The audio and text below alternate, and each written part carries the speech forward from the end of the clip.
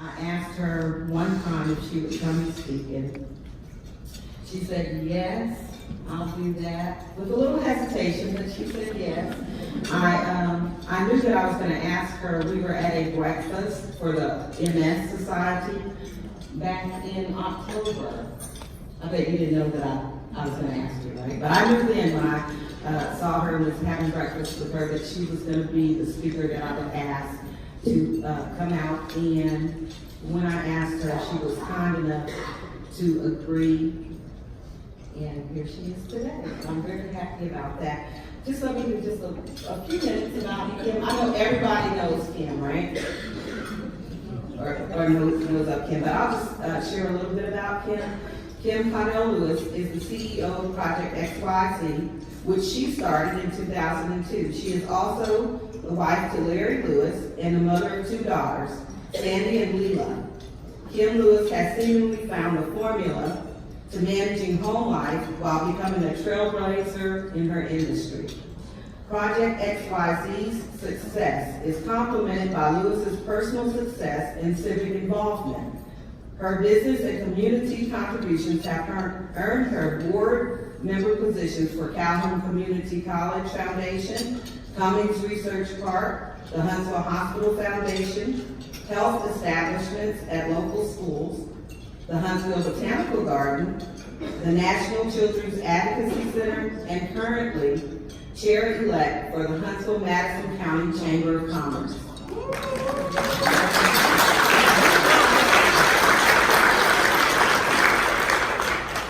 As an innovator, Lewis has the ability to see the big picture and a knack for preserving a positive attitude under difficult circumstances. These attributes have made her an invaluable asset to clients, the local community, and small businesses, as evidenced by her 2016 honorary recognition during the Women's Economic Development Council, and also being selected as one of the 2017 Women That Shaped the State of Alabama. And she has earned lots more accolades since then. I follow you on Facebook.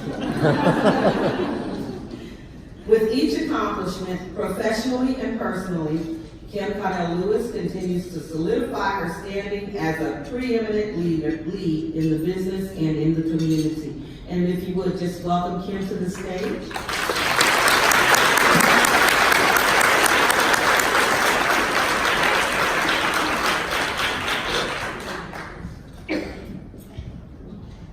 We're going to do this a little bit different. Instead of me just getting up for a lecture, Joy's actually going to stay up here with me. We're going to do kind of a question and answer session, because I think that way we can kind of get to the questions that you want.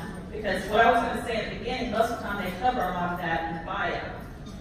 But what I will add is that I am honored to serve as the 2019 chair for the Huntsville-Madison County Chamber of Commerce. I'm the first African-American woman.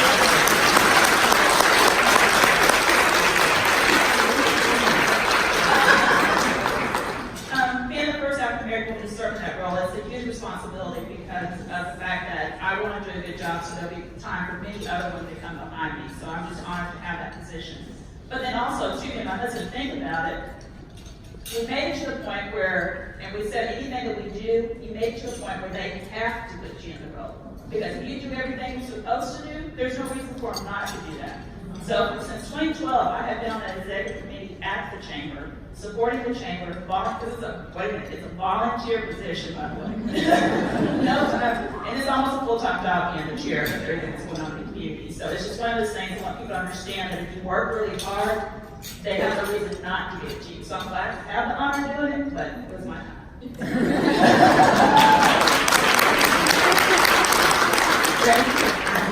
Kim, our students were given the unique opportunity to ask questions directed to you, a proven leader. And so the questions that I will ask are, the first question is, what is your most memorable moment where you stepped outside of your comfort zone? There's a lot of them. The reason why we're doing the question and answer thing is this is totally outside of my comfort zone. People think I talk all the time, but most of the time I'm in front of the podium and I'm reading the script. So I can sit here and read to you all day long. When I got to get up and just ad-lib and talk, that's not so easy. So I was like, okay, if you want me to do this, we have to tag team this together. So anytime I've got to get up and speak and truly talk about me, it's out of my comfort zone because it's not something that I normally do. I talk a lot in front of a crowd, but it's not in the same aspect as when you put yourself out there. So when you make yourself vulnerable, you don't necessarily want people to see that sometimes. So I think anytime I do that, it's those uncomfortable zones. And I share that because a lot of people are asked to do certain things because I've been asked to do a lot of speaking before, but this is my year of uncomfortableness with everything I've got to do. So I'm just putting myself out there more to actually try to do that, to let other people know it's okay to be uncomfortable and to do it, and your voice shaking while you're talking, but you still got to do it. Well, we really appreciate you being here with us, and you can be comfortable with us. Okay, the next question that we had posed, where are all the women? They seem to be missing in the boardrooms. Do you have a view on this? It's a challenge because the way I can't say ways, there's the way things are set up, but I think it's one of those things where we're more comfortable sometimes as women to sit in the background and kind of do all the work behind the scenes instead of being up front sometimes. So I think that now is our opportunity to, if you see a woman, bring them with you if you're in those positions. So that's why this time on the executive committee and on the board of the chamber, I had this chance to fill like 7 slides, and 5 of those 7 I filled with women. Because it's Kevin goes down, I felt trying to fill it with women and minorities, and Kevin Fernandez, who's here also today, was one of those chances. I tried to make sure that it was a true representation of our community. And the chamber is supposed to be of our membership, so I wanted to make sure that the board was diverse as our community or our members of the board was. So when you're in those positions, to actually let a woman come on and be part of it, or any minority be part of it, you want to try to give them that opportunity. And I think sometimes one of the things too is, when I was going through, I literally had to call people up because they never showed an interest in it. So several women that I brought on actually called and said, yeah, I'd be interested. I said, well, why didn't you ever tell anybody? She says, well, I didn't think they wanted me. So I would encourage you, if it's something you want to be involved in, to let somebody know you want to be involved in it. Because everybody might not take the initiative like I did, actually call somebody up and ask them. So, because if you don't let them know that you don't, there's no way they would ever want to be involved. Thank you.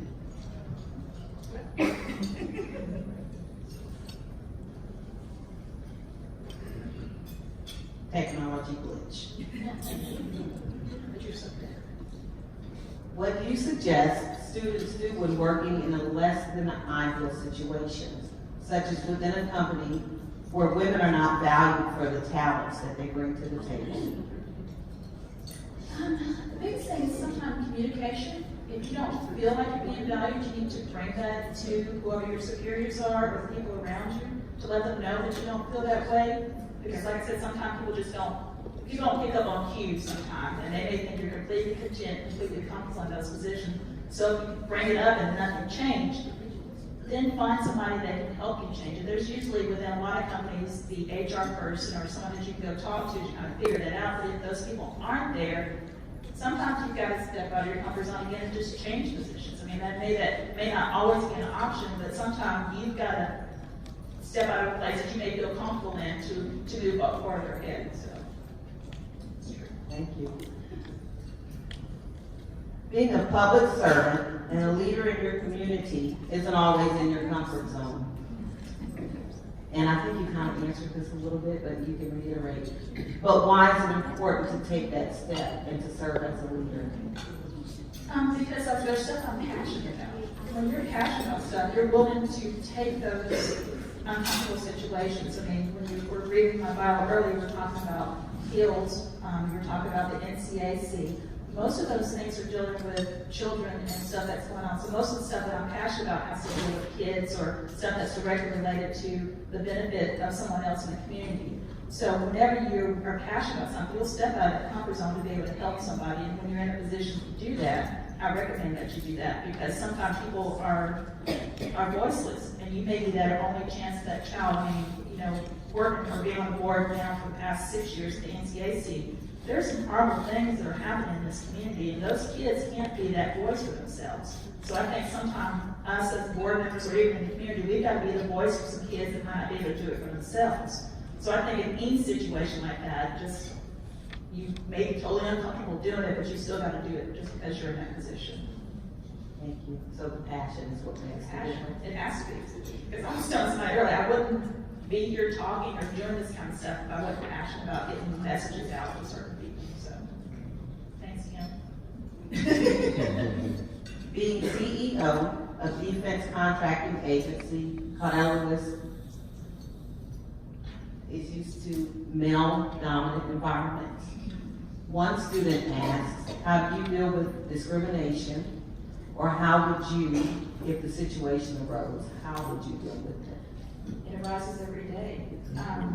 Being, with most of our work at the office or at PROJECTXYZ is actually federal government contracting, and it is a male-dominated field because of most of the people that are there. So, and then being a younger black female, no military experience, I always have to prove myself time and time again, even though my company has been in business since 2002. So we've got tons of years of past performance in certain areas, but I still, every time, have to go and prove myself. But if that means I've got to do it another time, I'm going to do it because I'm determined to get the work. So it may be, awkward to have to keep doing it over and over again, but hey, do it over and over again because you've got to keep doing it for yourself to be able to keep going out there. So I think it's uncomfortable and it's not necessarily fair, but I can't make that person change their mind. I can win that customer over, but the next customer they got to be proven too. So word of mouth will eventually spread. You don't have to work as hard, but I think it's one of those things where you're constantly going to have to keep reminding folks of your work, even though you know inside. So I think it's just that constant reassurance. Can you pinpoint one thing in your career that helped you get to where you are today? My stubbornness. My dad will tell you to this day, I'm the youngest of 10. Yeah. And me and my older sister are 20 years apart. So when you're youngest, most people say, oh, you were spoiled. No, they were tired. They were, so there wasn't that chance for them to, they were like, hey, you were spoiled or whatever. No, all the other ones, they were doing their things, whatever. So I had 9 other moms and dads trying to tell me what to do too. So it was one of those things that I was determined to be Kim. Because all through school, I was known as such and such little sister. They were coming to class ahead of time. They're like, oh, you're not like your brother Anthony, or you're not like your sister Sylvia. So I always was just determined to be Kim. So I was stubborn for a long time, and that actually has been to my benefit.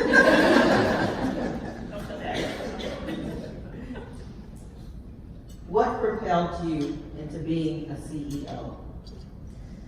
I wish I had one of these things. I started the company, so I always wanted to be in business. That wasn't my case. I actually started PROJECTXYZ because at the time I was a single mom, and I needed to make extra income. So I was working nights and weekends. My background is in healthcare IT, so I went all the way through nursing school and realized I didn't want to be a nurse anymore, or didn't really want to be a nurse. So I went back to California and got my computer science degree and actually went into healthcare IT. So I was working at a hospital, and another hospital saw some of the skills and stuff I had, and I said, well, you can work on nights and weekends to help us get a project done. Well, that started spreading to other hospitals, so to the point where I was actually able to leave my full-time job and go to PROJECTXYZ full-time. But it all started because of the need of me wanting to make extra money for me and my oldest daughter at the time. So it's just, never one of those things. So to be now almost 100 people in the company, it wasn't something I had planned. So it's been one of those trial by error kind of things I've kind of figured out along the way. So it's been a journey. That's been fun. Speaking of a journey. I don't know if you gave me that. Yeah, it's good. Okay. Let's say, talk about the journey of your success, and then when you answer this one, we're actually going to take some questions from the audience, and I would love if the students would start, because I know you guys, or gals, really have some questions that you want answered, either about career, or sitting on the board, or volunteering, because you do a lot of volunteering in the community. So start thinking about what questions you may have for Ms. Kim, and we'll let her address the journey. Well, the journey's been interesting. Like I was saying, my background wasn't in government work, so I had a long learning curve to learn just some of the acronyms and stuff to use. So it's been a process through that. But when I was saying the journey's been difficult and interesting, it's been a learning process to figure out, okay, if I'm used to stuff on the commercial side in the healthcare industry, it's the same, IT skills are the same no matter where you go, but to just change the language and the process. So I had to rethink how to present stuff, how to do stuff. So it was that constant learning process, and I think that actually made me stronger because I was determined to figure out a way to penetrate that industry. And my husband, we had been doing government contracting for years, so he knew some of that. So we're a husband-wife team at the office, and it's been interesting from that too. If you ever work with your spouse. I have to tell this quick story. When we first got started, we literally shared an office. For the first 7 years, we shared an office. Our goal was to get big enough so we could have separate offices. We finally got there, so. But it's just funny though, because most people are like, oh, y'all get along. I was like, yeah, we do. Well, we got separate offices. It was. It's just one of those things. The journey's been that we've changed, we've morphed the company because we no longer are doing the healthcare IT stuff anymore. So the company's evolved, we've changed. So as stuff progresses in the community, with different, cybersecurity now is big. So instead of doing the healthcare IT, we're working on cybersecurity stuff. We're doing a lot of stuff with SAMP, doing stuff foreign military sales. So as we hire new employees, different skills and stuff, the company has more. And also throughout the years, we found stuff that what we are passionate about, we started investing in those. So Larry wanted to go back to his home community and invest in there. So we purchased a building there that used to be an old theater. So we're in the process of going through to remodel that to actually open up a new theater back in Touchdown. We actually signed a lease this week to open up a restaurant down there. So there's things that we're trying to invest back in the communities where it came from. It's just, I don't know, the journey's just changing drastically throughout the next. We'll talk more. We'll ask you. So I think since this is stepping outside of your comfort zone, we're going to invite the students to step outside of their comfort zone. So if you have a question, I want you to stand up and come right here, take the microphone, and ask Ms. Kim what it is that you like to talk today. Everybody gets a spotlight.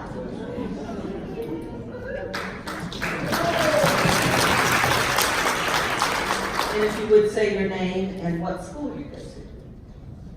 Hello, well, I'm not shy though, actually. I'm Bray Price. I go to Alabama Agriculture and Mechanical University. I'm a business administration major, and I actually plan to start my own business. Well, I kind of have now. I'm a baker. I bake cupcakes and sweets and treats and stuff, so yeah. But, actually, I kind of have a little question outside. What's your sign? Are you Taurus? I'm compatible with you, great.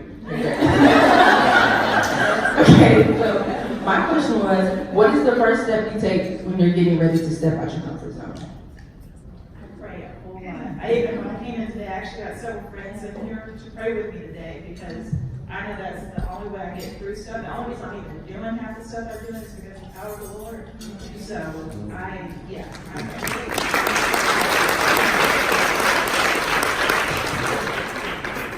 Second question is, how will you know when it is time to step up?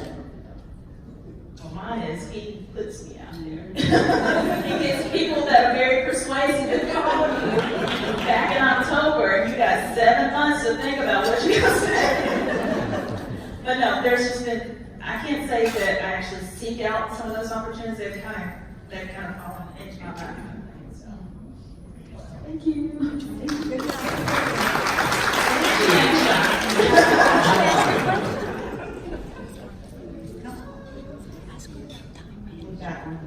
I think UAH, is that correct? Yes. Wonderful. Hi, my name is Rachel Wagner from UAH, and my question for you is, how do you handle yourself in difficult situations, whether that's trying to prove yourself right or knowing that you should go one direction, but everybody else is telling you to go a different direction? What are some tips that you have?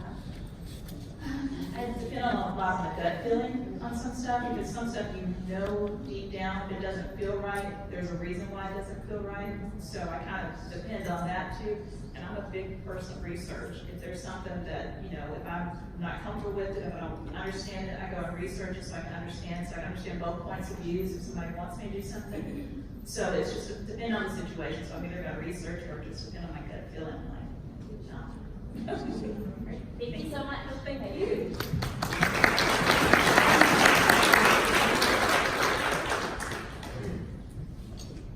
Come on, ladies.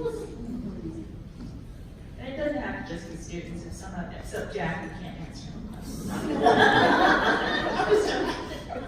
Okay, hello, my name is Tia Garner. I am from the Alabama Agricultural and Mechanical University. Okay, so my question for you, what do you do to ensure your growth and development as a leader and as a CEO? I do a lot of different reading books, different stuff, but I also try to surround myself with women that are doing things that I may want to do or learn from. I'm a constant learner. I'm a student at all times, no matter what the situation is. I am constantly trying to learn, build, grow from it, because I think it's one of those things that if you get stagnant, you can't progress anymore. So I never want to look at myself and say, I've made it, or I've done this, or I'm at a certain point, because there's always a higher level I want to keep going to. So as long as I keep trying to learn and keep trying to figure it out, I think that's how you do it. Okay, very well. Okay, and what are a few resources you would recommend to someone looking to gain insight into becoming a better leader or a better business owner? Find a mentor. I'm a strong believer in that. Bobby Bradley, my sister Flo, there was tons of different people that were mentors to me that I still call them to this day.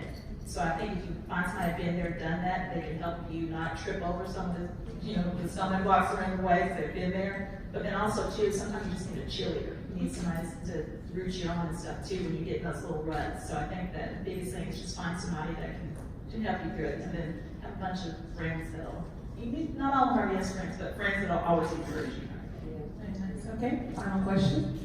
Can you explain the impact that networking has had on your organization or yourself personally? Networking is wonderful. I mean, because half the time, everything is built in relationship. A person wants to do business with somebody they know. A person wants to interact with somebody they know. So it's all about relationship. The only way you're going to build a relationship is to get out and meet new people, network, and engage with them. So, I honestly say some of the stuff how I actually got started in the chamber was actually going out to some of the networking events, because there were certain CEOs or companies that I couldn't cold call, but I knew they were going to be at those events, so I would show up there and be like, okay, now you know who I am. It's a little pesky in the beginning, but hey, because I was stubborn. But it's just one of those things where you just got to keep working at it. So those networking opportunities is a chance for you to interact with them, and they can get more comfortable. So that way, next time they'll be more comfortable to work with you and interact with you. Even instead of cold call and call them up.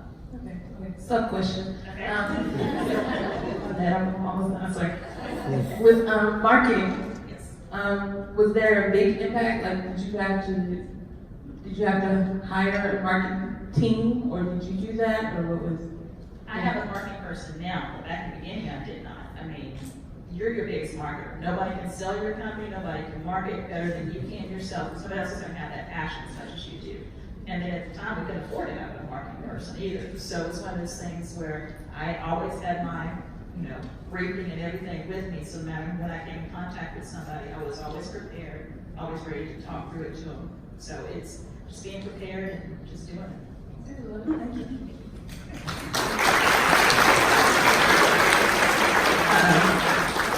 I am really loving this. I think she's got one more question. Come on up, Ms. Karen. I'm not a student. I'm not a student, but I would like to But know. you teach students. This is about me. So as a working career woman, Yes. how do you balance your nonprofit, your volunteerism, and your parenting, all in a 24-hour day? Someone asked that the other day. I don't honestly think it's a balance. It's more of a juggle.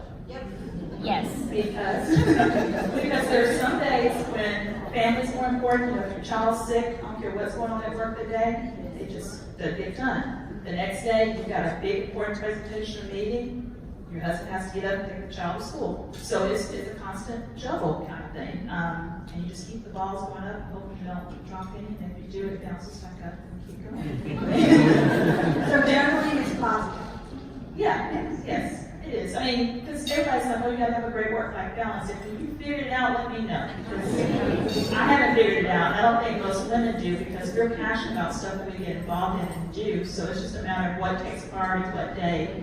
And you just kind of let it, literally, I get up that morning, I kind of look at my schedule, what I got planned for that day, and I mentally, okay, this is what I'm gonna do. And if somebody asks me what I gotta do next week on Tuesday, I've been teased, I ain't looked that far yet. So, we'll have to look at the calendar. So each day I mentally prepare what I gotta do and kind of lay it out accordingly.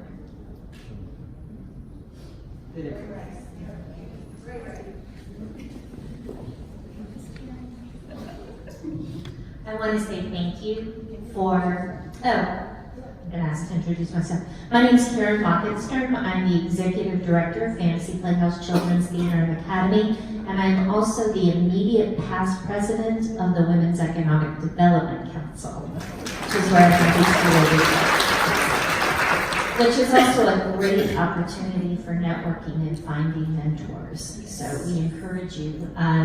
Kim's been a great part of that organization, and Joy is a new member of our organization. So we are grateful for you. Thank you for being honest about the intentionality of that and about sharing the challenges and opportunities that come with change and expansion. And that is something I'd like you to speak on now. You are at the forefront right now of being an eyewitness to the growth and the change that is happening on the economic landscape of our community. I just read that we are slated to be the largest city in the state within 6 years. My organization is on the precipice of incredible expansion as well. And it's a direct result of the businesses moving here and families moving here. What is the best advice on 2 levels? As a business owner or organization leader that is experiencing expansion, rapid expansion, and number 2, as a wonderful member of an area of the country that has great quality of life and great traffic. And as much as I love this city and I embrace the change, can you give us some personal advice about how to welcome new people and the change and how to weather that? Okay, to answer the first part of that, the city is growing. I'm sure all of you realize it, but as Karen was saying, we will be the 6th largest city in the state. I mean, in 6 years, we'll be the largest city within the state. And that's a lot of growth from where we were, just a few years ago. And with growth comes some growing pains. So, of course, I'm sure a lot of you are feeling that if you're coming down 565, the pain of that. If you're going down on either side of the parkway, the pain of those. So it is painful growth, but it is growth that's got to take place if we want to continue to grow. But I think we need to make conscious decisions through that growth to make sure that we can still maintain the quality of life, that we still can maintain the things that we love and grew up here in the community, still make it feel like home. And I think things are happening to continue to do that. As far as being intentional to make sure that your business and stuff is getting to growth too, is to pay attention on what things are coming. And like I said, our company has morphed throughout the years to see the demand that's coming in and stuff, and kind of move towards those things. So I think it's just being intentional as far as paying attention. You got to make sure that you're willing to change and not, we all kind of get stuck in our ways on certain things. But when you get stuck and kind of get stagnant, you kind of get left behind. So I think we have to be intentional in making sure that we're willing to change, willing to move as stuff progresses and change, and then just don't be afraid of that change.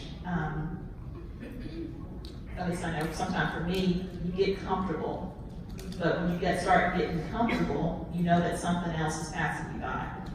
So that's why I intentionally this year been very uncomfortable, because I'm trying to, because I've missed opportunities to speak in front of groups and stuff like that in the past because I did not feel comfortable to do it. So I think if we just put ourselves out there sometime to get out there and figure it out, I think we all can grow from it, and somebody else may benefit from it too. Did I answer most of that? I think so, yeah. Okay.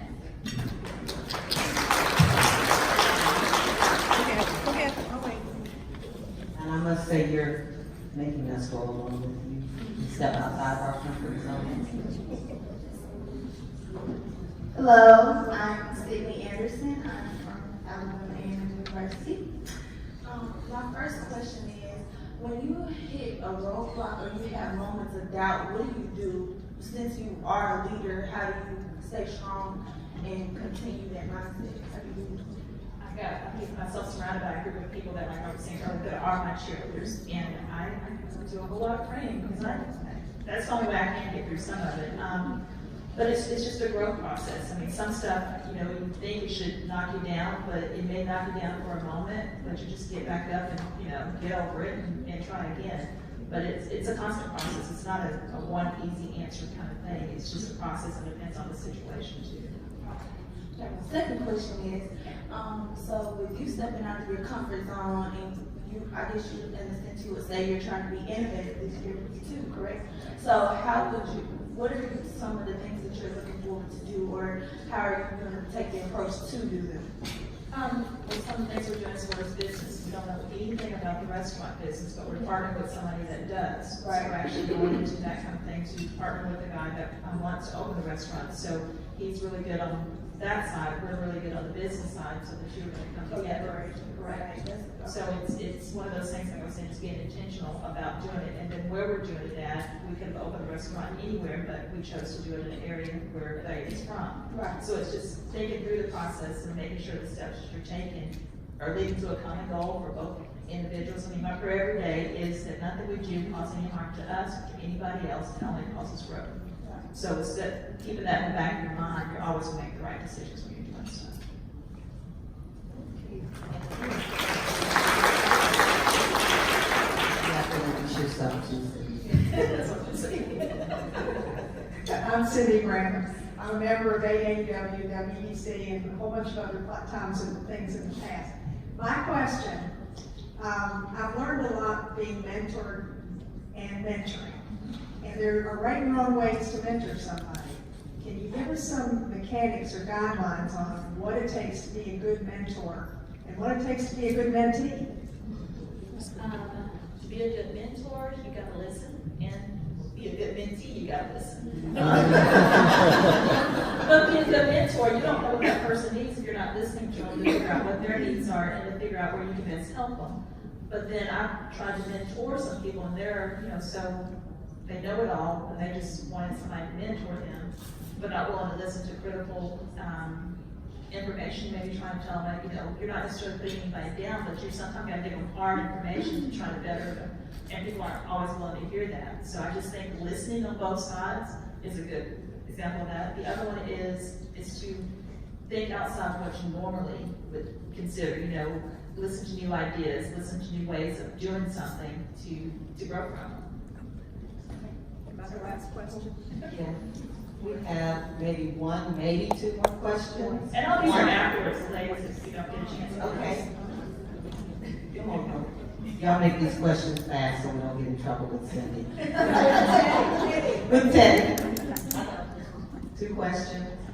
And I was going to say this earlier, but if you applied to go to Nick Whistle this year, you can stand up. I know we've got a couple of applicants, and I just want everybody to see who they are going to be contributing to.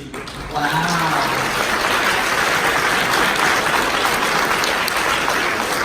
Awesome. We have like 5? Good afternoon, everyone. My name is Haley Hill, and I'm a current senior at Alabama Agricultural and Mechanical University. Yes, and I'm the president of AAUW on Alabama campus.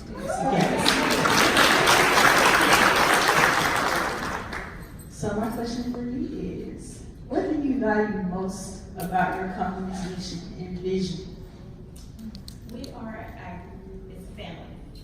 And we treat everybody just like I would my family. Everybody in there, I go to at night and, anything, decisions we make, not just affects us, but it affects everybody that's employed at that company. So I consider them family.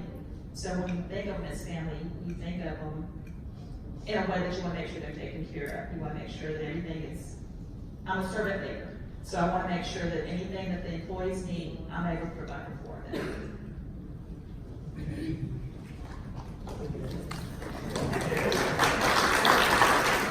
Hello, my name is Hope Jeffries. I attend the University of Alabama in Huntsville, go Chargers.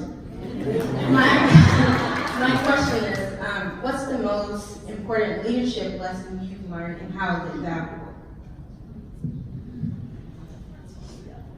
Can you answer this real quick too? And then that just counts as one question. My name is Kendall Parham, and I go to Calhoun Community College, where I serve as president of the Black Students Alliance and vice president of Calhoun's Broadcasting and Photography Club. And my question is, how did you start? Did you have a business plan? And how do you stay above negativity? Okay. To answer yours, what was it? Let me make sure. Leadership qualities, yeah. I learned so many different qualities. I guess, like I was saying before, the biggest thing is just find a mentor, and those qualities that I've learned from them is the stubbornness, the tenacity, the energy, the go get it, any of that kind of stuff that wants me to continue to drive and to move forward. I think any of those are good leadership qualities. I can't think that there's just one little thing that I pinpoint. How did you know how to start? Where did you go to? Because it's easy to say, I want to be my own boss, but where did you start? I wish I had started with a business plan, would have made the journey a little bit easier. But literally, I was working at a hospital, and we had some people come in, and we were doing a presentation, and they said, hey, we're working on that same project, will you work on it with us? So it was a nights and weekends kind of thing. So I never had a big vision of running a company or doing any of that stuff. So it was a trial by error kind of thing. So a lot of decisions and stuff we made, if I had known that back then, it could save us a whole lot of money later. But it's just one of the things you learn. My biggest advice, anybody started this, get a good CPA, get a good lawyer, and get I mean, it's just stuff that, you know, if I hadn't had those at the beginning, I might have not have had some of the issues. I mean, because tax will get you every time.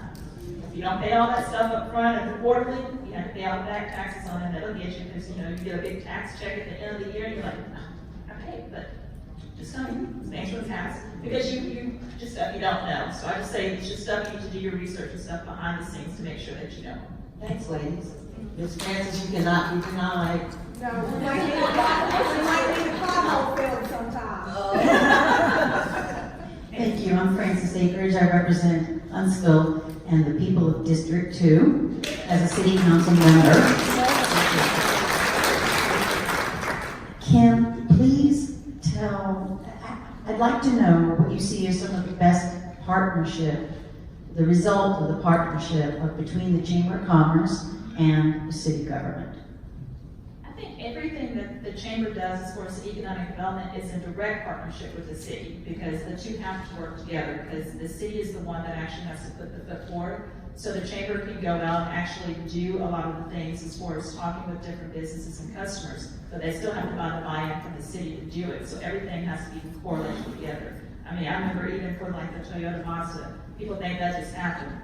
We started working on that 6 years ago. When we were going to the air shows, going to Japan for visits and stuff, that relationship, because the Japanese culture believes in that relationship type of thing, and they want you to do it in their soil. So we took trips to Japan and visit with them. So it's that cultivating of those relationships, like I was saying earlier, that helps build those. And then it's that partnership to understand what the needs are. Because several years ago, we were very high in defense contracting here in the community, and there was a conscious effort to diversify our economy, because we realized that we had a lot of people that were employed, either underemployed or people that were employed way up here, and we didn't have a very much of a middle class kind of employment. So we consciously made efforts to start targeting companies that would be in that middle range. So that's why we got a lot of the manufacturing jobs coming in. So those were where we can actually feel, because a lot of stuff happens when people feel displaced and not part of something. So if you can give them something where they can get a job, where they can get out of a certain level and move up to another level, I think you're just going to advance them, and then it actually advances the community. So I think those conscious efforts between the city and the chamber to do those type of things, I think help with that. Thank you. Wonderful audience.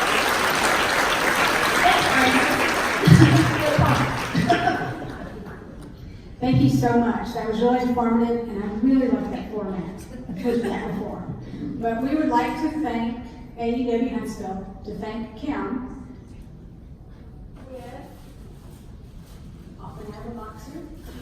with a little gift. It's a awesome AAU mug and some other things. Okay, thank you so much.